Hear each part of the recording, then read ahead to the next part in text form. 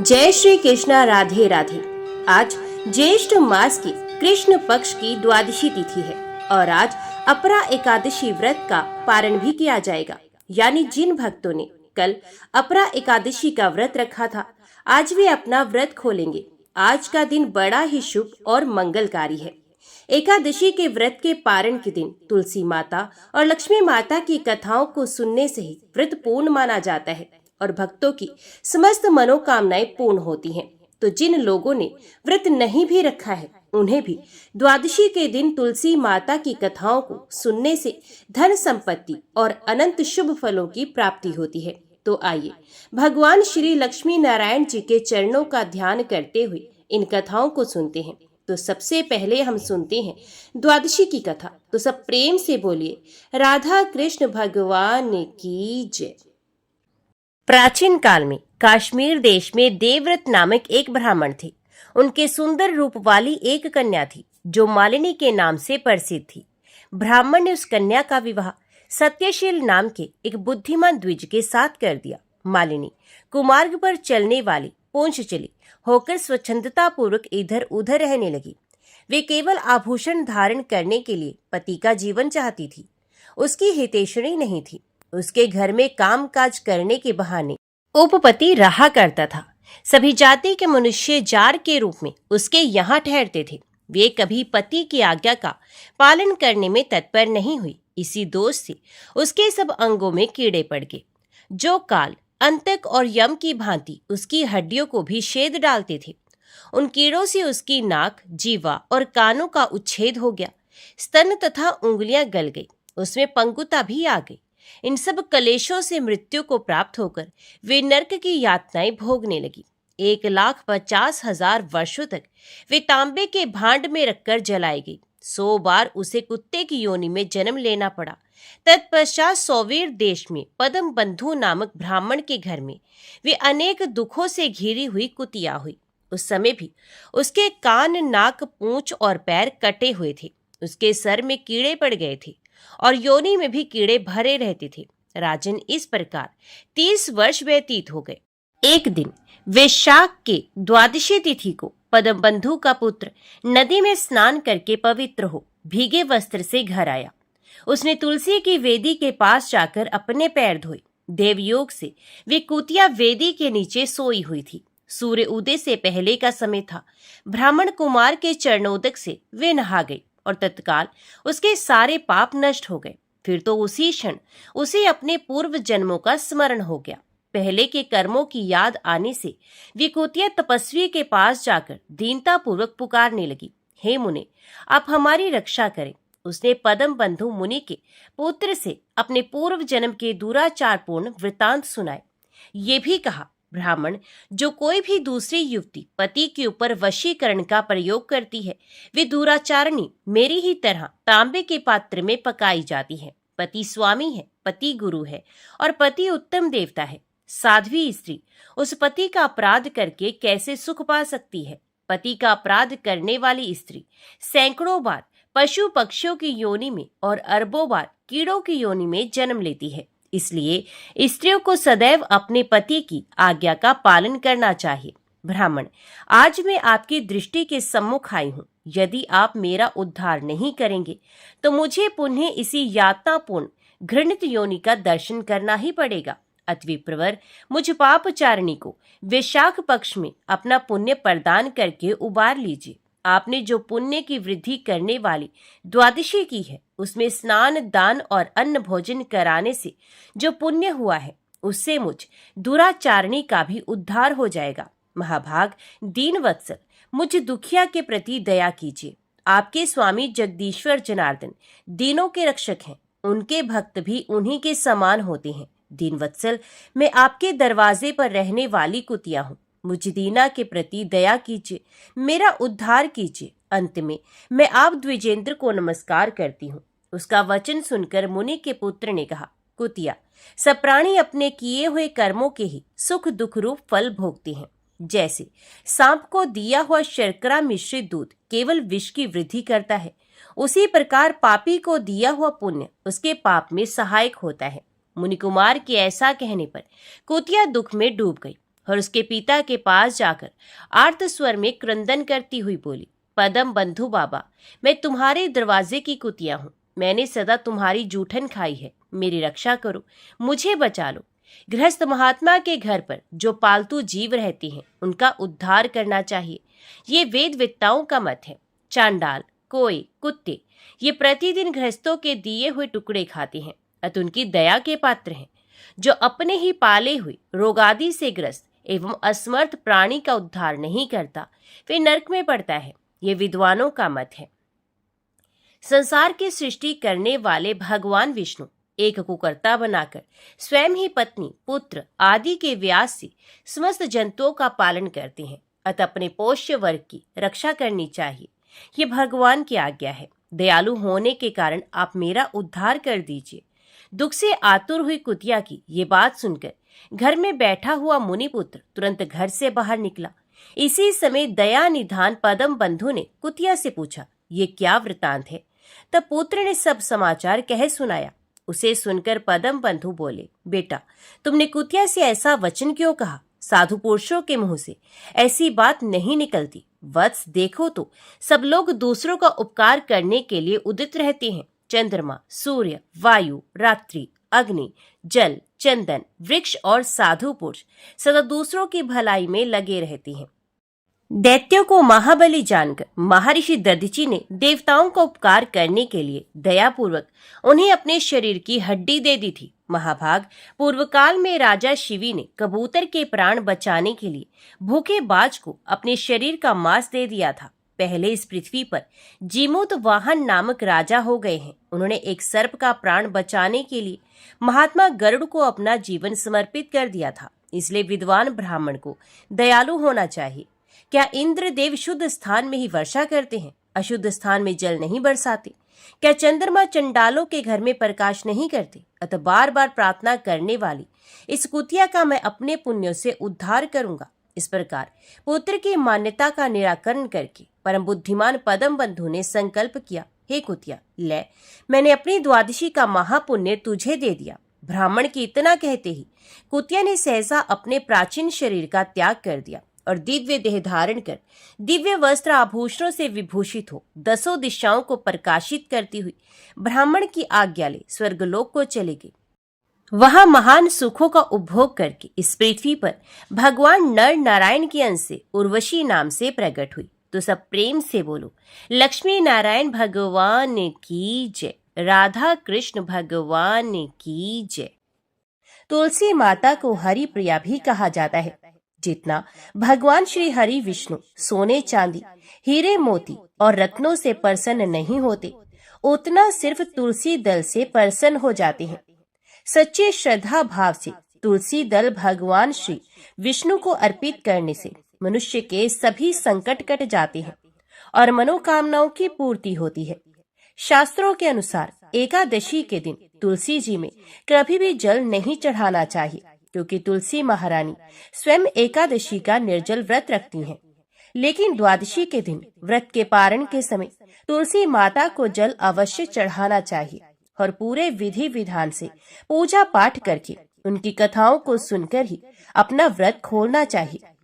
एक बुढ़िया माई तुलसी जी को सींचती थी और कहती थी कि हे तुलसी माता, सत की दाता, मैं तेरा बिरला सींचती हूँ, मुझे बहू दे, पीताम्बर की धोती दे, मीठा मीठा गास दे, वैकुंठा में वास दे, चटक की चाल दे, पटक की मौत दे, चंदन का हार दे, रानी सा काज दे, दाल भात का भोजन दे, 11 की मौत दे, कृष्ण जी का कंधा दे। तब तुलसी माता ये सुनकर सूखने लगी। तो भगवान ने पूछा कि हे तुलसी, तुम क्यों सूख रही हो? तो तुलसी माता ने कहा कि एक बुढ़िया रोज आती है और यही बात कहकर जाती है, मैं सब बात तो पूरा कर सकती हूँ, लेकिन भगवान कृष्ण का कंधा कहाँ से लाऊंगी? तो भगवान बोले, जब वे मरेगी तो मैं अपना कंधा खुद दे दूंगा, तू बुढ़िया माई से कह देना। जब बुढ़िया माई मर गई, सब लोग आ गए। जब माई को ले जाने लगे तो वे किसी से नहीं उठी। तो भगवान श्री कृष्ण एक 12 वर्ष के बालक का रूप धारण करके आए और बालक ने कहा, मैं कान में एक बात कहूंगा तो बुढ़िया माई उठ जाएगी। बालक ने बुढ़िया माई के कान में कहा, बुढ़िया माई मन की निकाल ले, पीताम्बर की धोती ले, मीठा मीठा घास ले, वैकुंठा में वास ले, चटक की चाल ले, पटक की मौत ले, कृष्ण जी का कंधा ले। ये सुनकर बुढ़िया माई हल्की हो गई तो भगवान श्री कृष्ण ने उन्हें कंधा दिया और बुढ़िया माई को मुक्ति मिल गई। हे तुलसी माता, जैसे बुढ़िया माई को मुक्ति दी वैसे ही सबको देना। तो सब प्रेम से बोलिए, श्री तुलसी महारानी की जय, भगवान श्री कृष्ण की जय। अब आइए सुनते हैं तुलसी माता की दूसरी कथा। शिव पुराण के अनुसार पौराणिक समय में दैत्यों का राजा दंभ हुआ करता था। वे बहुत बड़ा विष्णु भक्त था। कई सालों तक उसके यहाँ संतान न होने के कारण उसने शुक्राचार्य को अपना गुरु बनाकर उनसे श्री कृष्ण मंत्र प्राप्त किया था। यह मंत्र प्राप्त करके उसने पुष्कर सरोवर में घोर तपस्या की। भगवान विष्णु उसकी तपस्या से प्रसन्न हुए और उसे संतान प्राप्ति का वरदान दे दिया। भगवान श्री विष्णु के वरदान से राजा दंभ के यहाँ एक पुत्र ने जन्म लिया। इस पुत्र का नाम शंखचूड़ रखा गया। बड़ा होकर शंखचूड़ ने ब्रह्मा जी को प्रसन्न करने के लिए पुष्कर में घोर तपस्या की। तपस्या से प्रसन्न होकर ब्रह्मा जी ने उसे वरदान मांगने को कहा।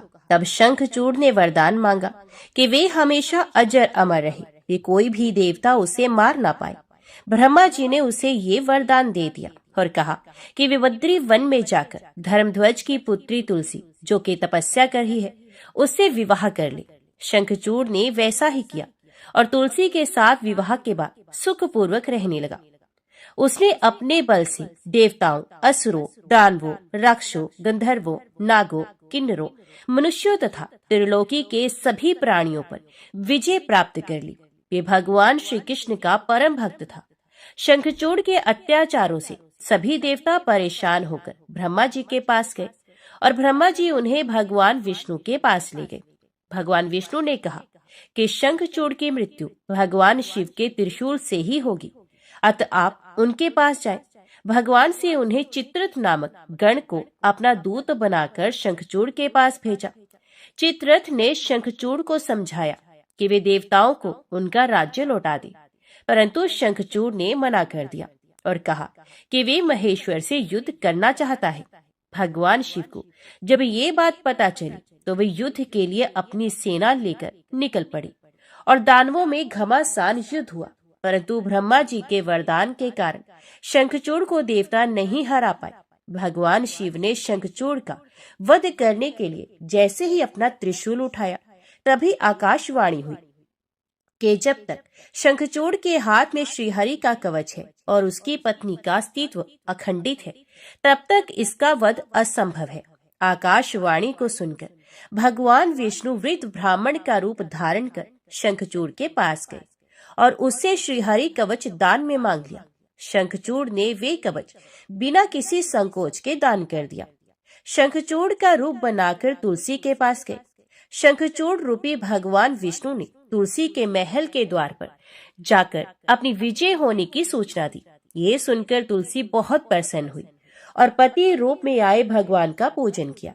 ऐसा करते ही तुलसी का अस्तित्व तो खंडित हो गया और भगवान शिव ने युद्ध में अपने त्रिशूल से शंखचूड़ का वध कर दिया। तब तुलसी को जब पता चला कि वे उनके पति नहीं हैं, बल्कि वे तो भगवान विष्णु हैं, तो क्रोध में आकर तुलसी जी ने कहा कि आपने छल पूर्वक मेरा धर्म भ्रष्ट किया है और मेरे पति को मार डाला है, अतः मैं आपको श्राप देती हूँ कि आप पाषाण हो जाएं और धरती पर रहें। तब भगवान विष्णु ने कहा कि देवी, तुम मेरे लिए भारतवर्ष में रहकर बहुत दिनों तक तपस्या कर चुकी हो। तुम्हारा ये शरीर नदी रूप में बदलकर गंडकी नामक नदी के रूप में प्रस्तुत होगा।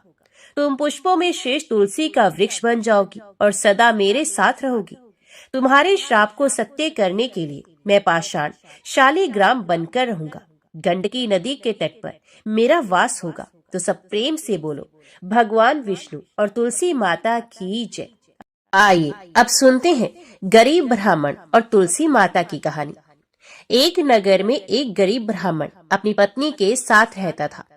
वे भिक्षा मांगकर अपना सारा जीवन गुजारता था और भगवान की पूजा में लगा रहता था। वे उतनी ही भिक्षा मांगता जिससे उसके और उसके परिवार का पेट भर सके। उस नगर का राजा बहुत धनवान और ब्राह्मणों का आदर करने वाला था। राजा किसी भी ब्राह्मण को अपने महल से खाली हाथ नहीं जाने देता था। दूर दूर से ब्राह्मण राजा के पास आते और उनसे मुंह मांगा दान लेकर आशीर्वाद देते हुए चले जाते। एक दिन ब्राह्मण की पत्नी ने ब्राह्मण से कहा कि दूर दूर के ब्राह्मण राजा से मन चाहा दान लेकर चले जाते हैं और तुम यहाँ के यहाँ एक दिन भी राजा के पास नहीं गए। जन्म भर कंगाली कहाँ तक झेले। आज तुम जाओ और राजा से कुछ मांग कर लाओ। ब्राह्मण ने अपनी पत्नी को समझाते हुए कहा कि तू तो बावरी है, हमें धन की क्या आवश्यकता, हमें इतना तो मिल ही जाता है जिससे हम अपना पेट भर सके, और राजा का धन अच्छा नहीं होता, वे हमें नहीं लेना चाहिए। ब्राह्मण की पत्नी जिद पर अड़ गई और बोली, मैं तुम्हारी एक भी बात नहीं सुनने वाली हूँ। कब तक हम कंगाली में जीते रहेंगे? तुम तो रोज माला लेकर बैठ जाते हो। अपने बच्चों को क्या खिलाएं, क्या पहनाएं? जब दूसरे बच्चों को अपने बच्चे देखते हैं पहनते, ओढ़ते और खाते पीते, तो उनका मन भी ललचा जाता है। आज तुम राजा के पास जाओ, राजा बहुत भला व्यक्ति है, वो हमें जरूर मुंह मांगा दान देगा। मजबूर होकर ब्राह्मण राजा के महल की ओर चल दिया, पर राजा उस समय महल में नहीं था। ब्राह्मण को वापस लौटना पड़ा। दूसरे दिन ब्राह्मण की पत्नी ने ब्राह्मण को फिर से महल में भेजा, परंतु राजा फिर से महल में नहीं मिला। तीसरे दिन राजा महल में मिल गया और उसने ब्राह्मण का स्वागत सत्कार किया और उसे आसन पर बिठाया और 2 दिन ना मिल पाने के लिए क्षमा भी मांगी। राजा ने कहा, मैं आपकी क्या सेवा कर सकता हूँ? तो ब्राह्मण ने कहा, जो मैं मांगू तो आप दे सकेंगे। तो राजा ने कहा, हाँ कहिए, मैं आपकी क्या सेवा कर सकता हूँ? ब्राह्मण ने निवेदन किया, महाराज मैं कुछ और नहीं चाहता, बस आप मुझे अपने पसीने की कमाई से 4 पैसे दान में दे दीजिए। ब्राह्मण की बात सुनकर राजा चौंक गया और सोचने लगा, खजाने में बहुत सारा धन पड़ा है, पर मेरी मेहनत की एक भी कौड़ी नहीं। राजा ने ब्राह्मण से कहा, आप मुझे 1 दिन का समय दे दें, मैं कल आपको आपका मुंह मांगा दान अवश्य दूंगा। ब्राह्मण को जब खाली हाथ देखा तो पत्नी बोली, क्या हुआ? राजा ने कुछ नहीं दिया। तो ब्राह्मण ने बोला, राजा ने कल देने के लिए कहा है। ब्राह्मण की पत्नी सोचने लगी, शायद इन्होंने बहुत सारा धन मांग लिया होगा और राजा को इसकी व्यवस्था करने में समय लग रहा होगा, इसलिए कल बुलाया है। दूसरी ओर राजा ने अपने राजसी कपड़े बदलकर फटे पुराने कपड़े पहने और मजदूर जैसा भेष बना लिया। जब राजा की पत्नी ने देखा और कारण पूछा तो राजा ने सब कुछ बताया। तो रानी बोली, मैं भी आपके साथ चलूंगी। राजा के हाँ कहने पर रानी भी पुरानी साड़ी पहनकर आ गई। इस प्रकार राजा और रानी मजदूरी की तलाश में शहर निकले। लोहारों के मोहल्ले में जाकर राजा ने आवाज लगाई, किसी को मजदूर चाहिए। तो आखिर एक लोहार ने उन्हें बुला ही लिया, जो पहिए पर हाल चढ़ाने की तैयारी कर रहा था। उसने राजा से कहा, देखो तुम्हें पहले खलाद ढोकनी पड़ेगी और जब आग आ जाए तो उसके बाद घन पीटना होगा। फिर रानी की ओर देखकर कहा कि तुम्हें कुएं में से पानी लेकर होदी भरनी होगी और कोयले वाले घर से कोयला लेकर भट्टी में डालना होगा।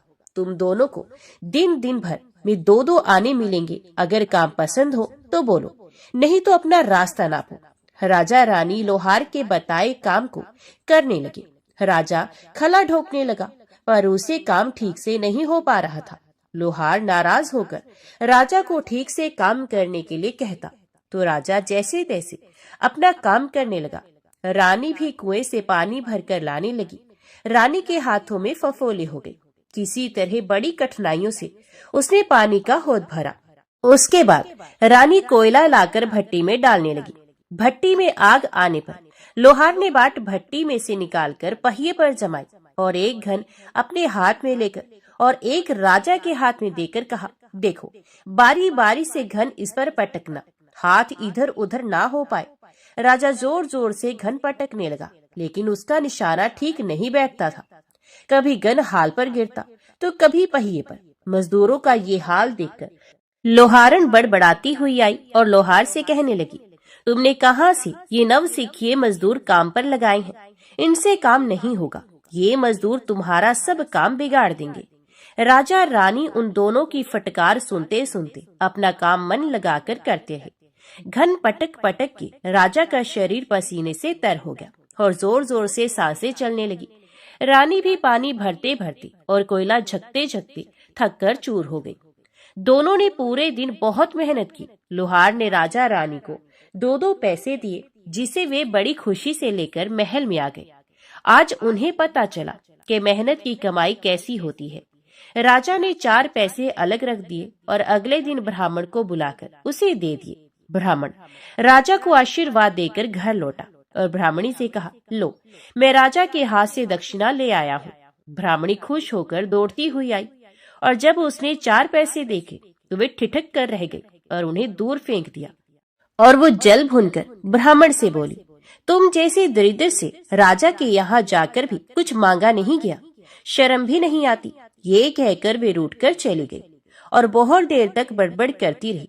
ब्राह्मण ने उन 4 पैसों को उठाकर तुलसी घर के पास रख दिया और सोचा, जब ब्राह्मणी शांत हो जाएगी तो जरूरत पड़ने पर उठा लेगी। परंतु कई दिनों तक पैसे वहीं रखे रहे और फूल बेलपत्र ऊपर से गिरकर मिट्टी में दब गए।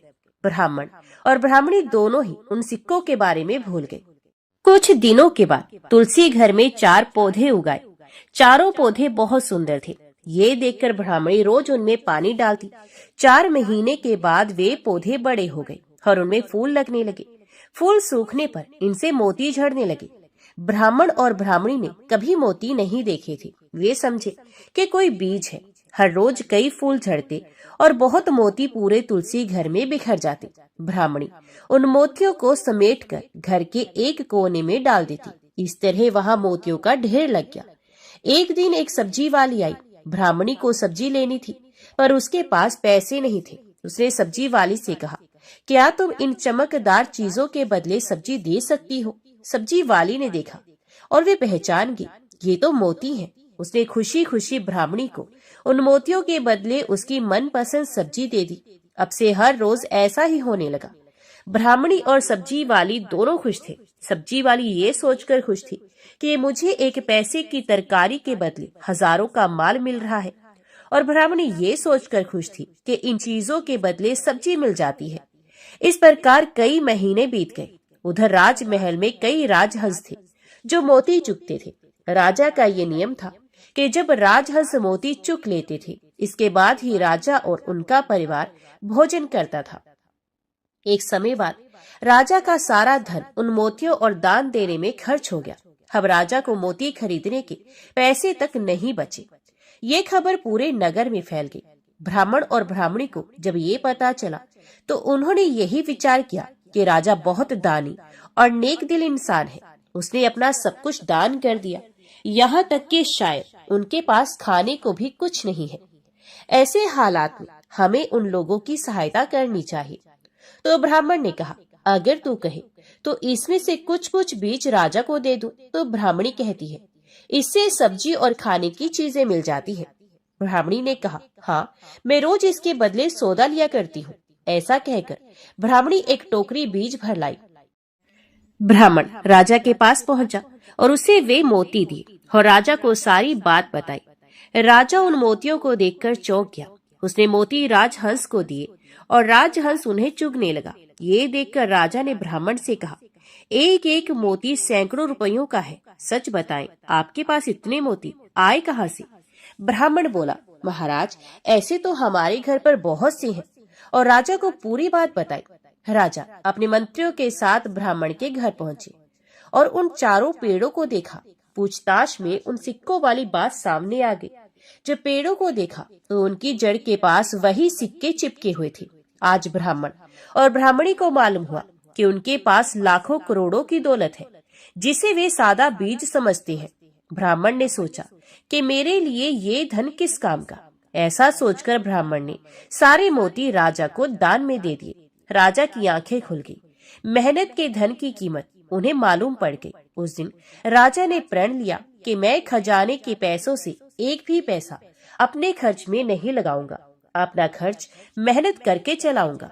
खजाने और ब्राह्मण के दान से राजा ने जनता के हित में कई धर्म कार्य शुरू किए। सब प्रेम से बोलिए, तुलसी माता की जय। आइए अब तुलसी माता की अगली कथा को सुनते हैं। इस कथा को सुनने से एकादशी के व्रत का संपूर्ण फल मिल जाता है।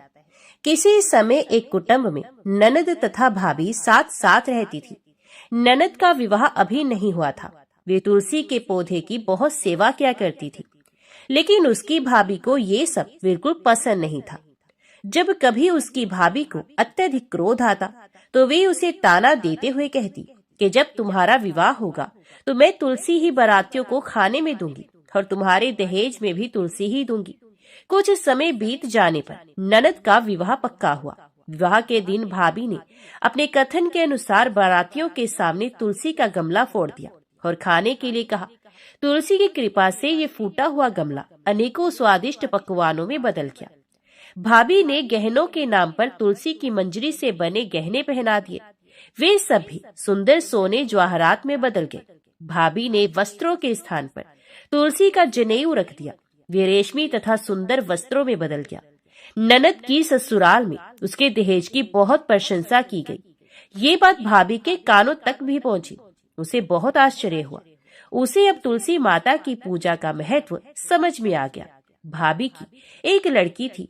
वे अपनी लड़की से कहने लगी कि तुम भी तुलसी माता की सेवा किया करो, तुम्हें भी बुआ की तरह ही फल मिलेगा। वे जबरदस्ती अपनी लड़की से सेवा करने को कहती, लेकिन लड़की का मन तुलसी सेवा में नहीं लगता था। लड़की के बड़े होने पर उसके विवाह का समय आता है। तब भाभी सोचती है कि जैसा व्यवहार मैंने अपनी ननद के साथ किया था वैसा ही मैं अपनी लड़की के साथ भी करती हूँ, तो ये भी गहनों से लद जाएगी और बारातियों को खाने में पकवान मिलेंगे। ससुराल में इसे भी बहुत इज्जत मिलेगी। ये सोचकर वे बारातियों के सामने तुलसी का गमला फोड़ देती है, लेकिन इस बार गमले की मिट्टी ही रहती है। मंजरी तथा पत्ते भी अपने रूप में ही रहते हैं। जनेऊ भी अपना रूप नहीं बदलता है। सभी लोग और बारातियों द्वारा भाभी की बुराई की जाती है। लड़की के ससुराल वाले भी लड़की की बुराई करते हैं। भाभी कभी ननद को नहीं बुलाती थी। भाई ने सोचा मैं बहन से मिलकर आता हूँ। उसने अपनी पत्नी से कहा और कुछ उपहार बहन के पास ले जाने की बात कही, तो भाभी ने थैले में ज्वार भरकर कहा कि कुछ नहीं है, तुम यही लेकर जाओ। वे दुखी मन से बहन के पास चला गया।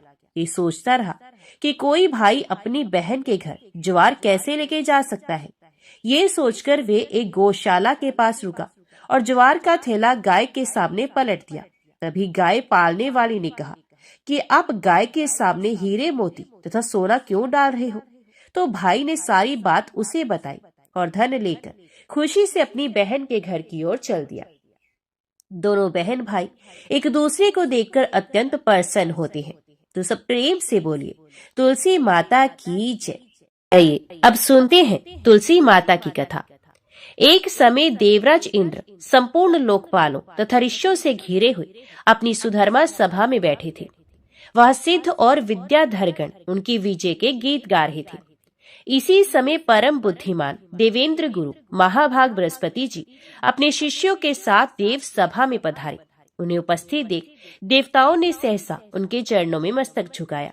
इंद्र ने भी देखा गुरुदेव बृहस्पति आगे खड़े हैं, किंतु इंद्र की बुद्धि राजमद से दूषित हो रही थी। इसलिए उन्होंने गुरु के प्रति ना तो आदर युक्त वचन कहा, न उन्हें बुलाया, न बैठने को आसन दिया और न जाने को कहा। खोटी बुद्धि वाले इंद्र को राज्य के मद से उन्मत्त जानकर देवताओं के आचार्य बृहस्पति कुपित हो वहां से अंतर ध्यान हो गए। उनके चले जाने पर देवताओं के मन में बड़ा खेद हुआ। यक्ष, नाग, गंधर्व तथा ऋषिगण भी उदास हो गए। नृत्य और गीत समाप्त होने पर जब इंद्र सचेत हुए तब उन्होंने तुरंत देवताओं से पूछा, महातपस्वी गुरुदेव कहाँ चले गए। तब नारद जी ने देवराज इंद्र से कहा, बलसूदन, निस्संदेह आपके द्वारा गुरु की अवहेलना हुई है। गुरु के अनादर से राज्य अपने हाथ से चला जाता है, अतः आप सब प्रकार से प्रयत्न करके गुरु से अपने अपराध के लिए क्षमा प्रार्थना कीजिए। महात्मा नारद की ये बात सुनकर इंद्र सहसा सिंहासन से उठकर खड़े हो गए और उन सभी सभासदों को साथ लेकर बड़ी उतावली के साथ गुरु के निवास स्थान पर गए। इस समय इंद्र अपने कर्तव्य के प्रति सजग हो चुके थे। वह गुरुपत्नी तारा को देखकर उन्होंने प्रणाम किया और पूछा, देवी, महातपस्वी गुरुजी कहाँ गए हैं। तारा ने इंद्र की ओर देखकर उत्तर दिया, मैं नहीं जानती। तब वे चिंतामग्न होकर अपने घर लौट आए। इसी समय स्वर्ग में अनेक अद्भुत अनिष्ट सूचक अपशगुन होने लगे, जो संपूर्ण स्वर्गवासियों को तथा दुरात्मा इंद्र को भी दुख प्राप्ति की सूचना देने वाले थे। इंद्र की वह करतूत पाताल निवासी राजा बलि ने भी सुनी। फिर तो वे दैत्यों की बहुत बड़ी सेना साथ लेकर पाताल से अमरावतीपुरी पर चढ़ आए। उस समय देवताओं का दानवों के साथ बड़ा भयंकर युद्ध हुआ। उसमें दैत्यों ने देवताओं को परास्त कर दिया। एक ही क्षण में दूषित हृदय वाले अविवेकी इंद्र का 7 अंगों से संपूर्ण राज्य दैत्यों ने अपने अधिकार में कर लिया। विजयी दैत्य शीघ्र पाताल को चले गए। शुक्राचार्य की कृपा से ही दैत्यगण विजयी हुए थे। इंद्र की राज्य लक्ष्मी नष्ट हो चुकी थी, इसलिए देवताओं ने भी सर्वथा उनका त्याग कर दिया। श्रीहीन इंद्र स्वर्गलोक से अन्यत्र चले गए। कमल के समान कमनीय नेत्रों वाली इंद्र पत्नी शची भी दूसरों की दृष्टि से छिपकर रहने लगी। ऐरावत नामक महान गजराज तथा उच्च श्रवा अश्व आदि जो बहुत से रत्न थे, उन्हें दुष्ट दैत्यों ने लोभवश स्वर्गलोक से पाताल में पहुंचा दिया। परंतु वे रत्न पुण्य आत्मा पुरुषों के ही उपभोग में आने वाले थे, अतः दैत्यों के अधिकार में न रहकर समुद्र में कूद पड़े।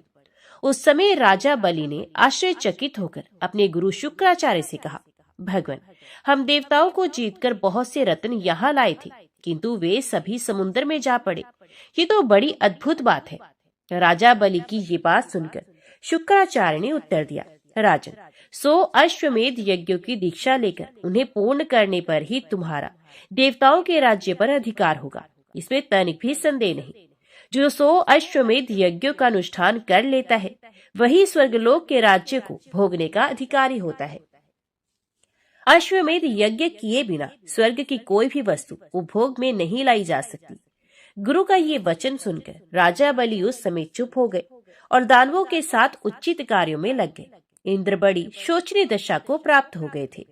वे ब्रह्मा जी के पास गए और स्वर्ग के राज्य पर जो भय आदि प्राप्त हुआ था, वे सब समाचार उन्हें कह सुनाया।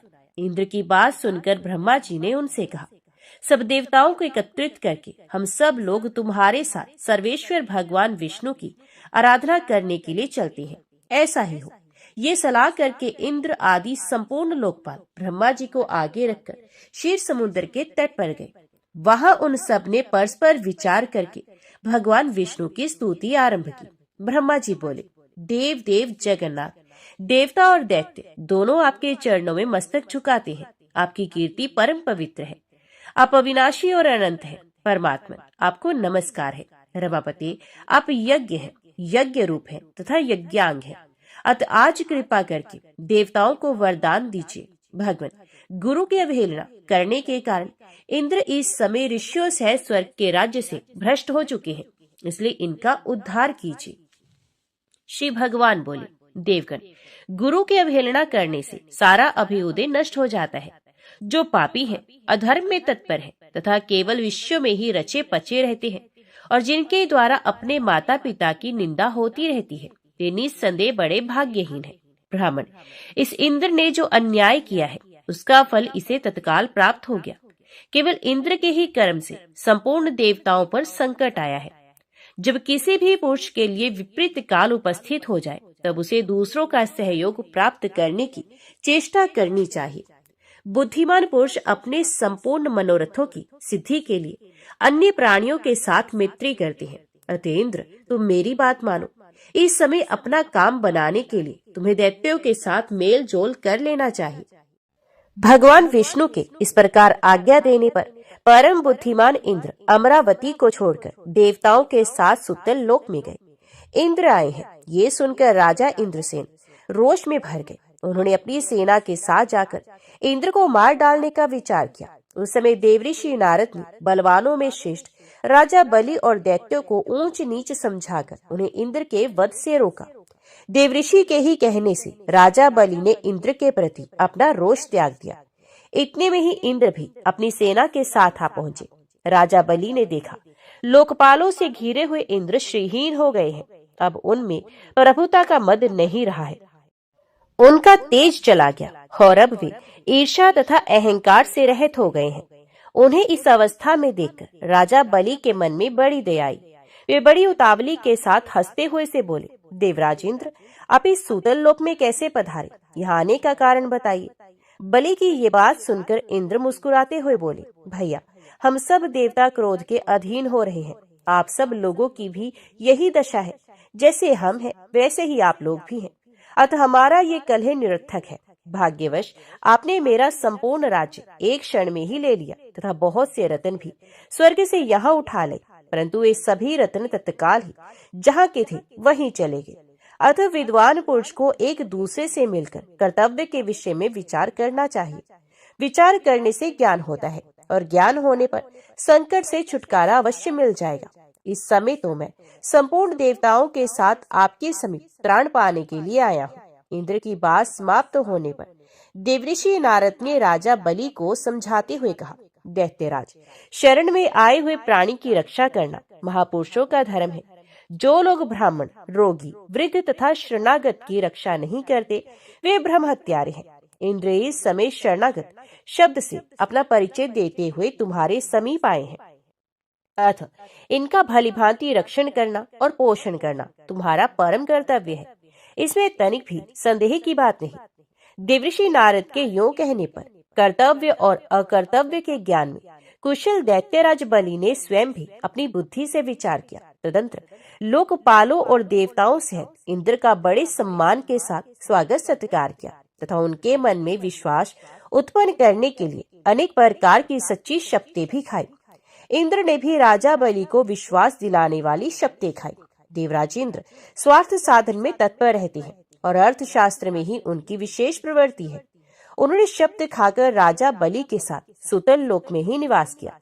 वहां रहते हुए उन्हें अनेक वर्ष व्यतीत हो गए।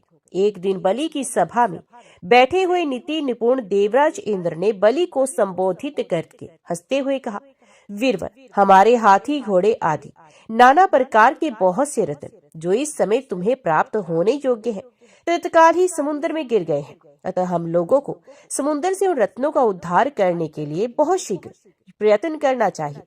तुम्हारे कार्य की सिद्धि के लिए समुद्र का मंथन करना उचित है। इंद्र के इस प्रकार प्रेरणा देने पर बलि ने शीघ्रता पूर्वक पूछा, ये समुद्र मंथन किस उपाय से संभव होगा?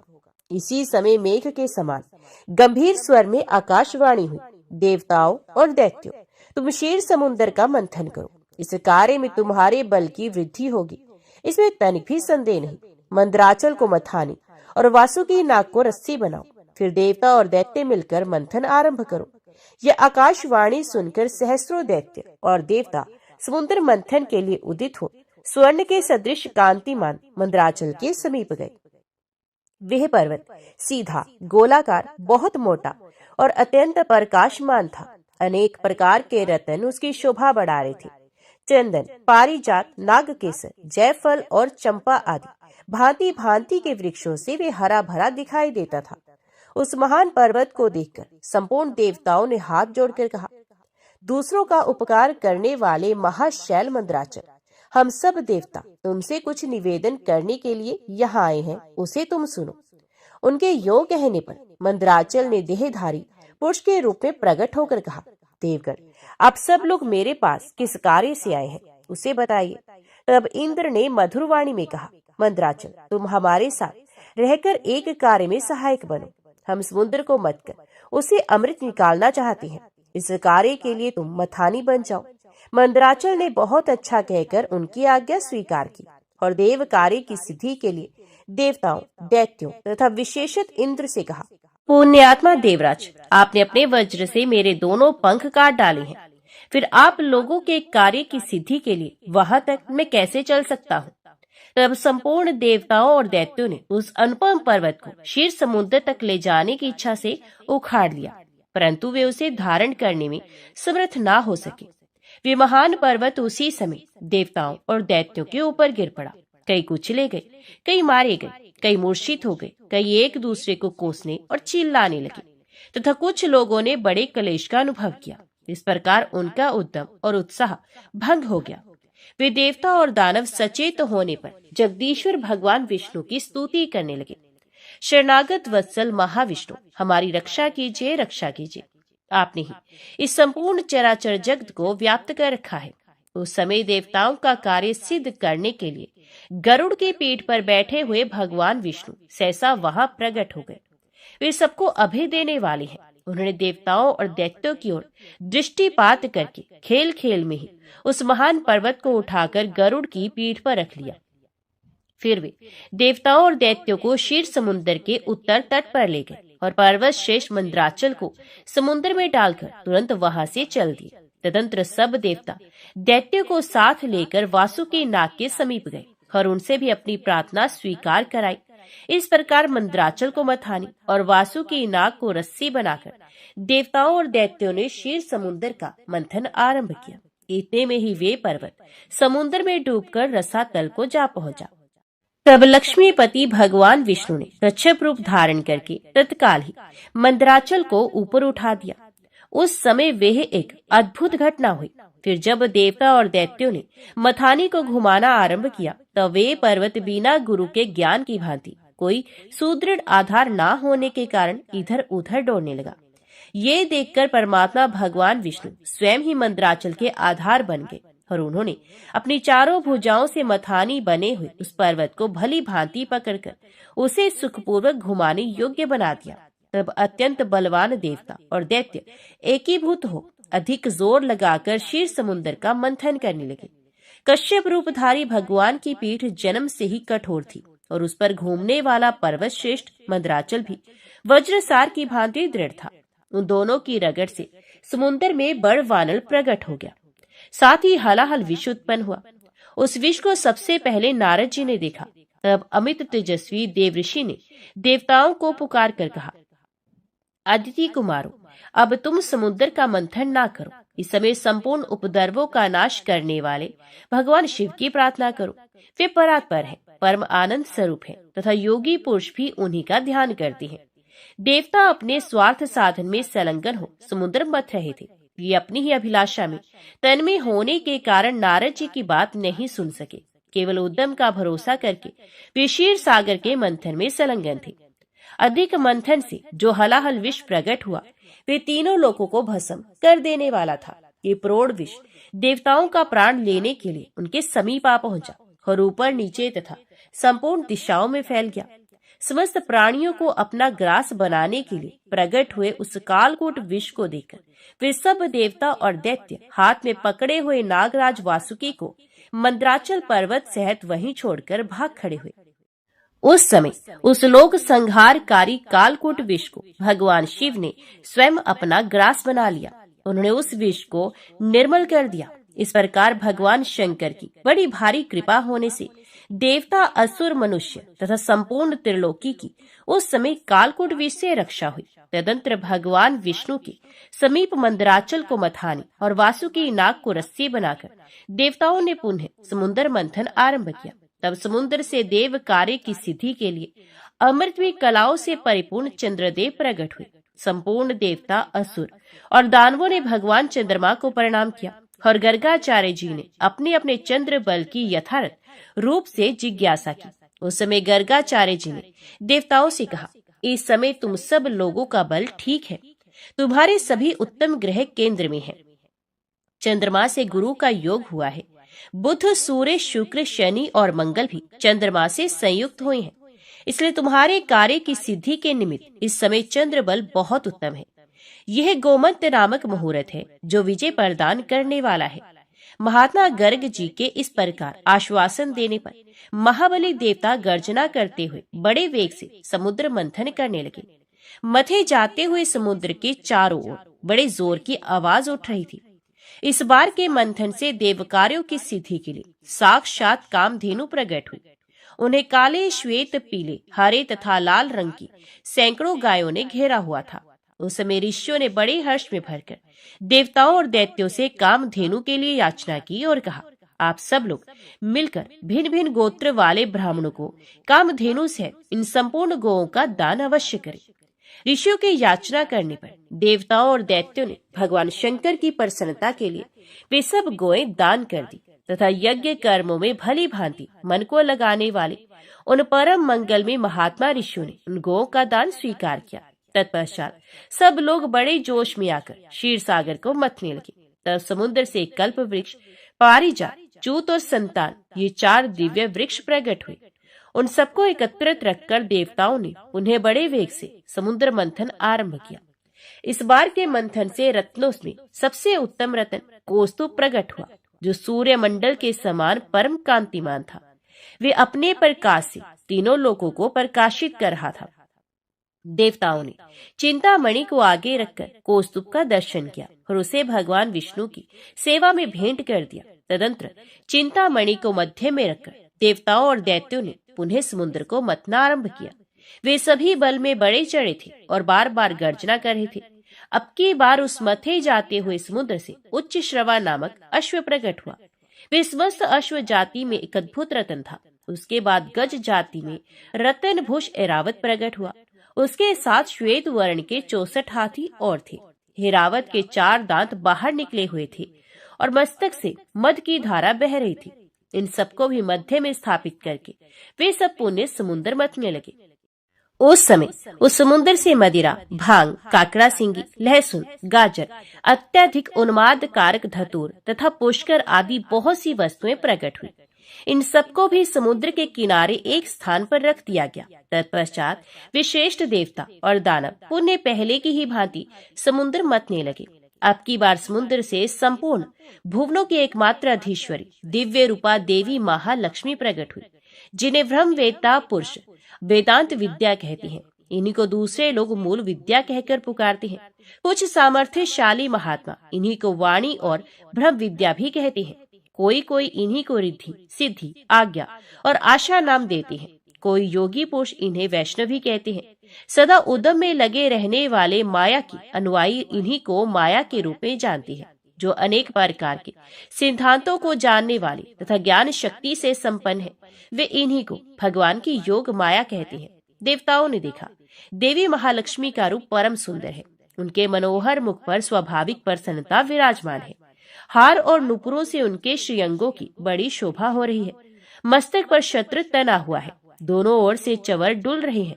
जैसे माता अपने पुत्रों की ओर स्नेह और दुलार भरी दृष्टि से देखती है, उसी प्रकार सती महालक्ष्मी ने देवता, दानव, सिद्ध, चारण और नाग आदि संपूर्ण प्राणियों की ओर दृष्टिपात किया।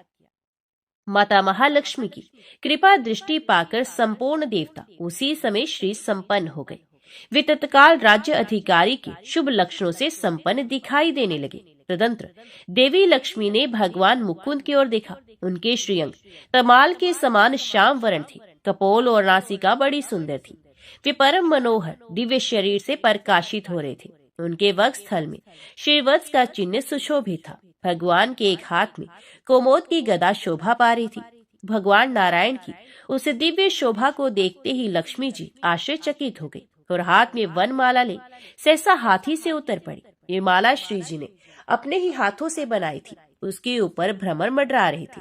देवी ने वे सुंदर वन माला परम पुरुष भगवान विष्णु के कंठ में पहना दी और स्वयं उनके वाम भाग में जाकर खड़ी हो गई। उन शोभाशाली दंपत्ति का वह दर्शन करके संपूर्ण देवता, दैत्य, सिद्ध, अप्सराएं, किन्नर तथा चारणगण परम आनंद को प्राप्त हुए।